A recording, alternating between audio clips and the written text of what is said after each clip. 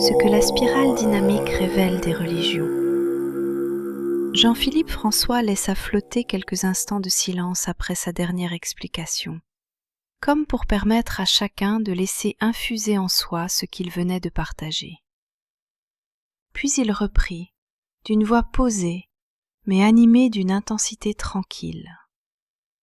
Chaque religion peut contenir plusieurs couleurs. Chaque tradition n'est pas figée, elle peut évoluer, se rigidifier, se renouveler, s'ouvrir à de nouvelles nuances. L'objectif, en utilisant le modèle de la spirale, n'est pas d'enfermer ou de juger, mais de montrer combien le contexte est fondamental, le contexte intérieur d'une personne, le contexte collectif d'une société. Ce contexte détermine la capacité à intégrer un certain niveau de complexité de l'information. Il fit quelques pas lents devant la scène, ses mains ouvertes, presque en offrande. C'est ce contexte, individuel ou collectif, qui agit comme un filtre. Même si l'information est d'essence pure, même si elle provient du centre immuable de la spirale, elle sera reçue, comprise, interprétée, selon la couleur dominante du filtre traversé. Et c'est là que naît une apparente contradiction. Une même vérité immuable peut prendre des visages très différents, parfois opposés en apparence, simplement parce qu'elle s'exprime à travers des niveaux de conscience différents. Il s'interrompit, regardant l'assemblée avec une forme de bienveillance presque tangible. Si l'on oublie cela, la confusion est inévitable, car chaque couleur, naturellement, a des couleurs avec lesquelles elle entre en tension, voire en opposition. Regardez, un individu centré sur une vision orange, liberté individuelle, réussite personnelle, aura spontanément du mal à comprendre un individu animé d'une vision bleue, ordre, loi sacrée, devoir collectif, et vice-versa. Observer une vision du monde depuis deux filtres de couleurs différentes, sans prendre conscience de ce décalage, c'est comme tenter d'accorder deux instruments désaccordés. Cela produit de la dissonance, de l'incompréhension. Son regard s'anima davantage encore.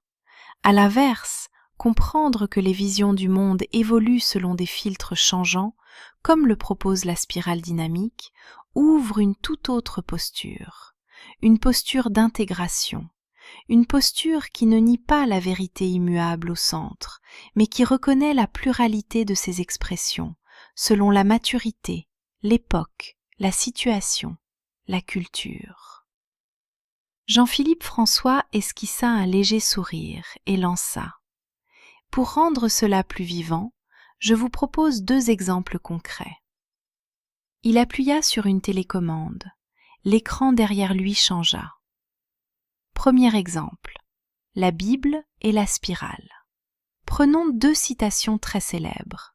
Deux paroles tirées de la Bible, qui semblent à première vue presque incompatibles. Œil pour œil, dent pour dent. Tant l'autre joue. Voyons cela à travers le prisme de la spirale. Il pointa du doigt la première citation. Œil pour œil, dent pour dent, c'est une loi bleue.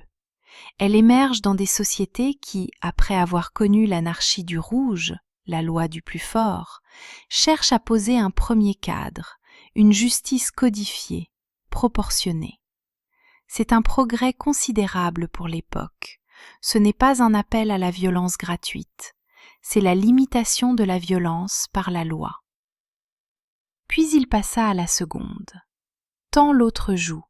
Nous sommes déjà dans une rupture verte. Dans un contexte encore très marqué par le bleu, surgit un appel à dépasser la logique punitive pour entrer dans une logique de compassion active, de non-violence. Deux visions, deux couleurs, deux étapes, et pourtant, toutes deux émanent du même besoin, répondre à l'injustice et à la violence, mais avec des moyens radicalement différents.